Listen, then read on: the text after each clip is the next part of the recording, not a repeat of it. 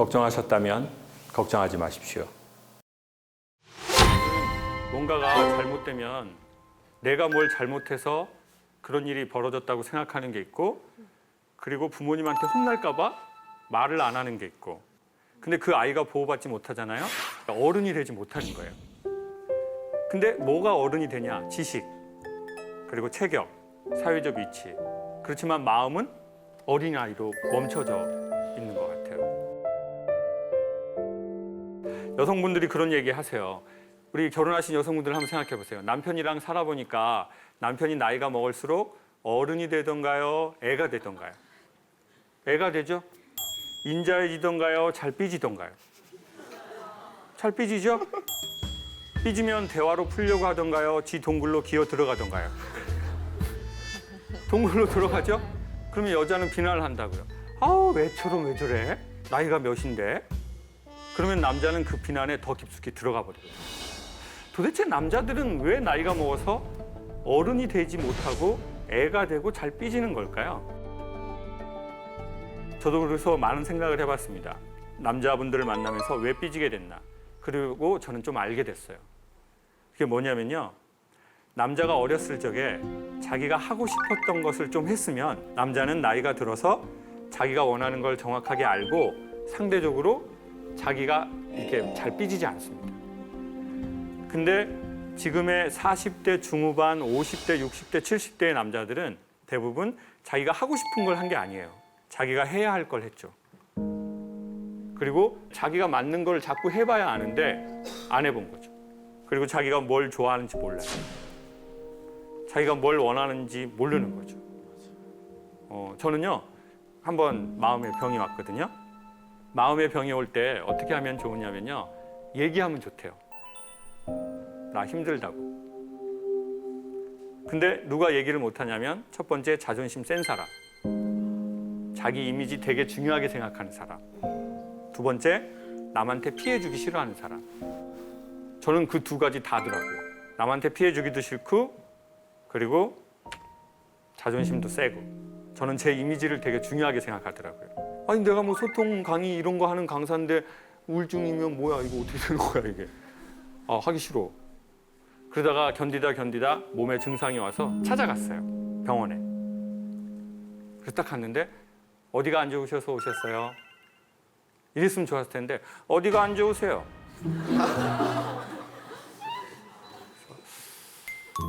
갈까? 이게 심장이 이런 식으로 쪼이고요. 저녁에 잠을 못 잔 지 한 3, 4일이 됐습니다. 그랬더니 요즘 젊은 사람도 많이 힘듭니다. 이렇게 하면 좋았을 텐데 심장이 쪼인다. 그러시더니 다른 증상은 없어요? 다른 증상이요? 다른 증상. 목숨이 두 개면 하나는 아직 애가 어려서 남아 있어야 될 것 같고, 하나는 이쯤에서 정리를 하고 싶습니다. 죽고 싶다. 선생님, 계획이 바뀌었습니다. 선생님을 먼저 어떻게 하고 나서 제가 죽는 걸로. 선생님, 지금 계획이 바뀌었습니다. 선생님, 다시 써주십시오, 선생님. 이 얘기가 여기까지 올라오더라고요. 근데 내가 이 얘기를 하면 저 다른 병원에 가서 처음부터 이거 다시 해야 되잖아요. 그리고는 어떻게 하면 이 일을 극복할 수 있을까라고 생각해서 저도 나름 책을 찾아봤습니다. 그래서 저는 우리가 그런 마음의 병을 이기려면 자기가 뭘 원하는지 알면 좋을 것 같아요. 그리고 한번 시도해보면 좋을 것 같아요. 저는 그래서 이 허리띠를 해요. 이거 제가 되게 좋아하는 허리띠예요. 저 여러분의 시선이 저의 얼굴 말고 허리에 계속 온다는 걸 많이 봤어요. 물론 여러분 눈에 보기엔 밧줄처럼 보이겠죠. 근데 제가 좋아하는 거를 하나씩 찾으면서 우울한 마음이 사라지기 시작했어요. 전 제가 좋아하는 것도 알아냈어요. 저는 과일을 맺는 과일나무를 제가 재배하는 걸 좋아한다는 걸 알아냈어요. 그래서 저는 포도를 좀 해요. 강의가 주업이니까 많이는 못해요. 그냥 남양주 쪽에 한 7만 평? 텃밭이라고 생각하시면 돼요. 그냥 뭐 노는 땅 뭐 이렇게 뭐 그냥 뭐 하는 거죠. 뭐. 전 항구루가 있어요. 항구루. 가평 강연 가다가 길거리 농원에서 포도를 팔더라고요. 나무를. 포도나무 파는 걸 처음 봤어요. 근데 열매가 맺혀져 있더라고요. 근데 7년 동안 열매가 나요. 그래서 아침마다 사진으로 담아보거든요. 근데 그게 제 마음을 치료하는 것 같아요. 그러면 여기에서 저는 최근에 어려운 일이 있었습니다. 그래서 좀 마음이 힘들더라고요. 라고 하시는 여성분 한 분, 남성분 한 분. 우리 가장 먼저 손 드셨으니까 어떤 일 때문에 마음이 좀 힘드셨는지.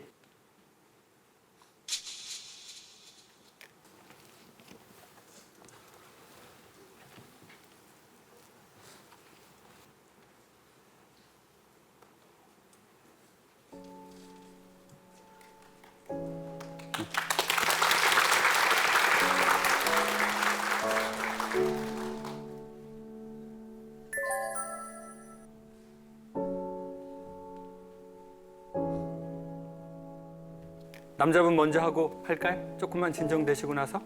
그래요. 그러면 우리 남성분. 저는 누군가에게 도움을 받고 자라서 이제 그런 걸 다시 되돌려주자 해서 사회복지학을 전공하고 여름방학 때 사회복지 실습을 갔어요.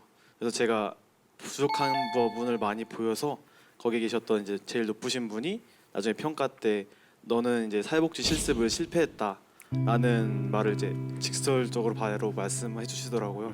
그래서 내가 진로를 생각했던 건데 난 실패한 사람이구나. 거기서 너무 힘들었던 것 같아요.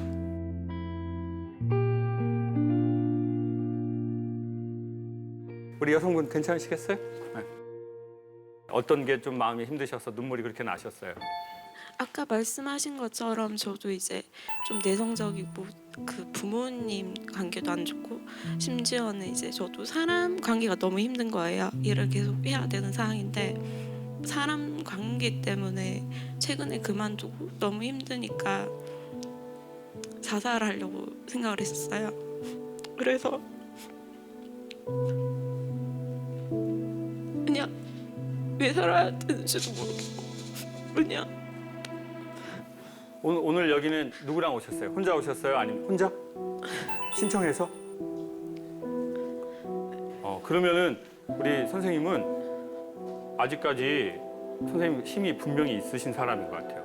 왜냐하면 정말 힘이 없으면 그 신청 못 하거든요. 사람이 여기에 온 것은요, 이게 쉽지 않은 거예요. 저 최근에 정말 유명한 레스토랑에서 식사를 한 적이 있어요. 뭐 좀 이름 들으면 다 아실 레스토랑인데 식사를 하다가 너무나 감동적인 문구를 본 거예요. 벽에 이렇게 붙어 있었어요. 구름은 바람 없이 움직일 수 없고 사람을 움직이는 것은 오직 사랑이여라. 그 밑에 레스토랑 상호 병천순대라고 써있어요. 너무나 큰 감동을 받아버렸어요. 사람의 몸이 잘 이동하지 않고 사람은 잘 변하지 않거든요. 사람은 마치 구름 같은 존재인 것 같아요. 힘으로 옮길 수 없고 칼로도 옮길 수가 없어요. 오직 구름을 움직이는 것은 바람이죠. 근데 그 바람이 인간에게는 사랑인데, 즉 무슨 사랑이냐면 누군가에게 받은 사랑, 그리고 내 안에 아직 삶에 대한 사랑이 있기 때문에 어쩌다 어른 이거 신청한 거예요. 그리고 신청했다고 다 되지 않거든요. 아직 삶이 잠있는데. 아직 삶이 잠있는데. 아직 삶이 선생님을 아직 삶이 선생님을 포기하지 않은 거라고 받아들여도 돼요. 최근에 오케스트라하고 같이 연주를 했어요. 드보르작의 신세계로부터. 체코 사람인데 이 사람이 고향을 떠나서 미국으로 이민을 가는 거예요.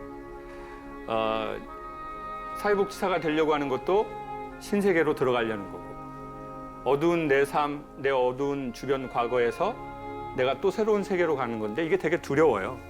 네.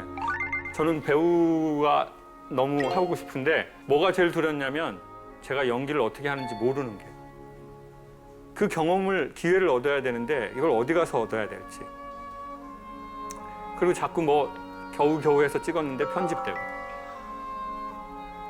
두렵고 내가 지금 잘 가고 있는 건가? 우리는 그런 자기의 신세계를 앞두고 있거든요.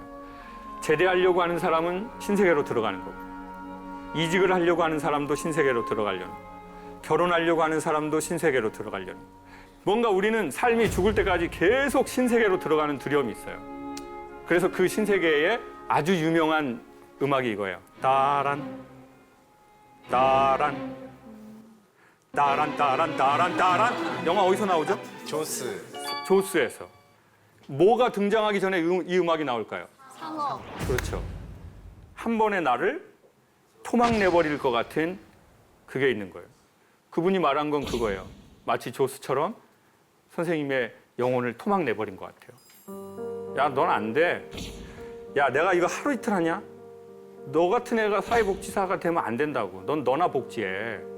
그러면 막 심장이 다 찢어지는 것 같아. 나 이것을 위해서 여기까지 왔는데 내가 정말 살아야 되나? 내가 살 수 있을까? 그것을 스티븐 스필버그는 신세계로 들어가는 두려움을 그렇게 조수가 나오기 전에 쓴 거예요. 근데 그 다음 연결된 음악이 중요해요. 딴딴딴딴 따란 딴딴딴따단. 여기에서 여러분 느껴지는 느낌은 뭐예요? 경쾌함, 활기참, 기대, 설레임, 환희. 삶이 두렵거든요. 안 된다고 했잖아요. 그럼 거기에서 이제 두려우니까 연주 그만하면 내 음악은 두려운 음악으로 딱 끝나는 겁니다. 근데 여기서 더 계속 연주하시면 그 다음으로 갈 수 있어요. 사람은 두 번 착각한대요. 잘 나갈 때 계속 잘 나갈 거야. 두 번째, 힘들어질 때 계속 힘들어질 거야. 둘 다 착각이래요. 그러니까 요즘 잘 나가면 감사하게 잘 누리고, 그리고 요즘 우리가 좀 못 나간다면 이것도 지나갈 거니까 너무 걱정하지 마십시오. 우리 여성분들 막 예전에 몸매 장난 아니었다가 지금 장난꾸러기 되고 막 개구쟁이가 돼가지고 아주 그냥 장난을 그냥 엄청 쳐. 그냥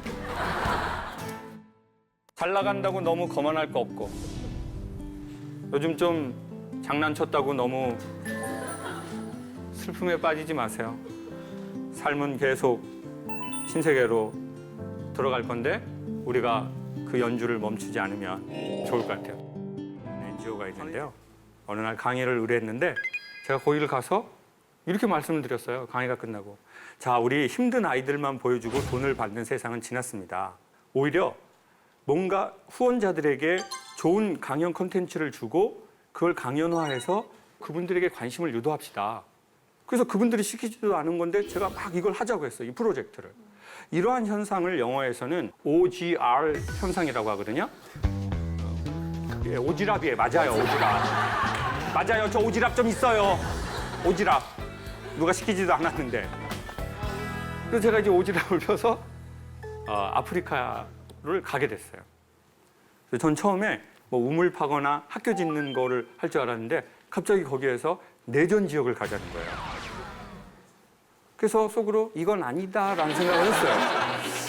이거는 좀 많이 갔다. 이게 내가 내전 지역은 지금 싸우고 있다는 거고 총을 쏘고 막 이러는 건데 어디를 가냐고 그랬더니 수단에서 내전이 일어나서 우간다로 100만 명의 난민이 왔는데 그 난민 캠프에 가서 이야기들을 강연으로 만들어서 사람들에게 유익한 강의를 만들자는 거예요.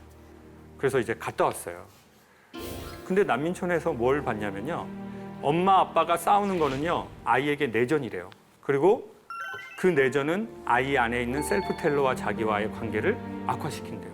그러니까 어린 나이에 아이들이 소년병이 돼버렸어요. 부모에게 보호받아야 할 때에 보호받지 못하잖아요. 아이는 얼른 크는 경우가 있습니다. 근데 문제는 뭐냐면 어른 아이가 돼버렸다. 어른 아이. 이게 바로 어쩌다 어른인 것 같아요. 어린아이 때 어린아이처럼 보호를 받고, 어린아이 때 좀 응석도 부리고, 어린아이 때 자기가 하고 싶은 것도 좀 했으면 좋았는데 그걸 못하게 된 거죠. 그리고는 어쩌다가 시간이 지나서 뭐가 됐다고요? 어른 아이가 됐어요. 근데 이 어른 아이는 평상시엔 잘 안 드러나다가요, 관계를 맺으면 드러난대요. 그게 연인 관계든 부부 관계든 부모 자식 관계든 뭔가 업무가 아닌 좀 친밀하고 중장기적 관계를 맺을 때 우리 안에 있는 그 아이가 이렇게 드러난대요. 그럼 그 아이를 어떻게 해야 치료할 수 있을까요? 저는 아버지가 그림을 좀 하셨어요. 이 그림을 하셔가지고 이제 많은 환원을 하시고 무소유를 이루셨거든요. 그래서 저는 엄마 아빠가 싸우는 거를 많이 봤어요. 근데 그때 엄마가 너무 현명하시게요, 아버지가 그림을 좀 하셨어요.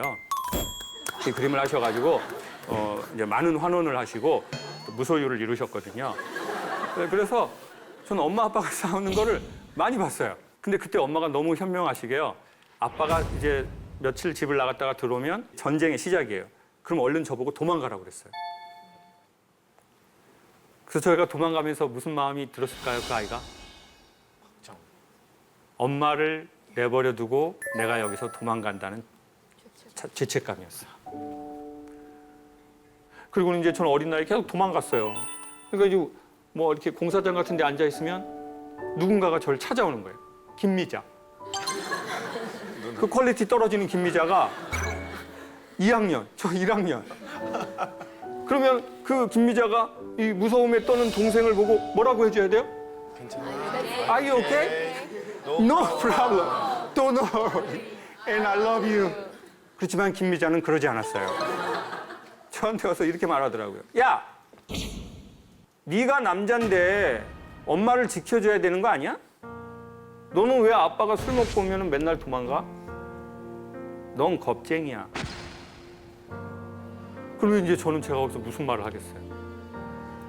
아빠가 너무 무서워가지고. 그리고는 저는 얼어버려요.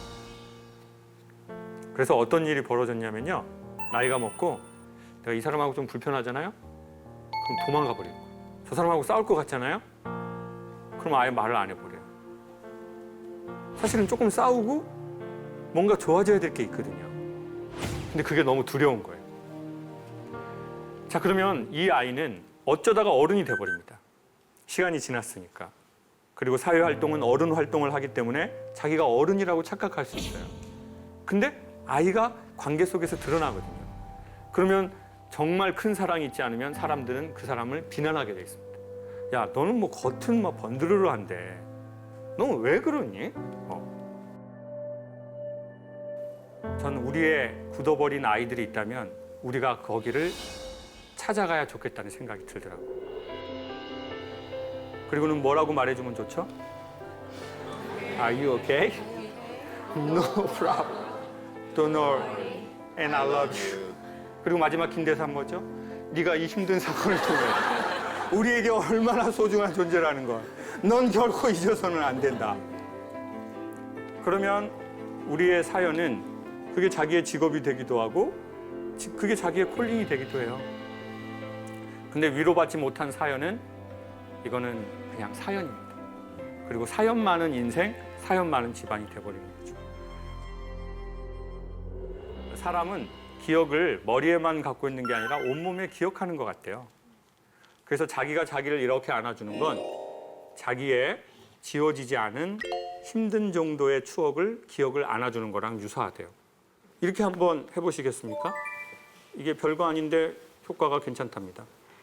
그리고는 여기까지 살아온 자기에게 자기가 괜찮니? 괜찮아라고 하는 거예요. 자, 한번 해볼게요. 괜찮니? 괜찮아. 지금 얼굴 표정은 뒤져버려라. 자, 얼굴이 중요합니다. 얼굴 느낌이 중요하거든요. 자, 이제는 우리 옆에 있는 분 동성이면 한번 안아주시고 이성이면 한번 안아주세요.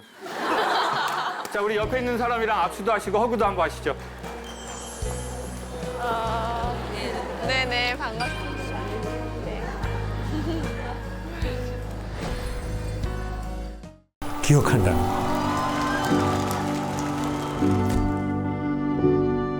안녕하세요, 김창옥입니다. 걱정하셨다면 걱정하지 마십시오. 아직 살아 있습니다. 역시 저의 주댕이는 살아있다.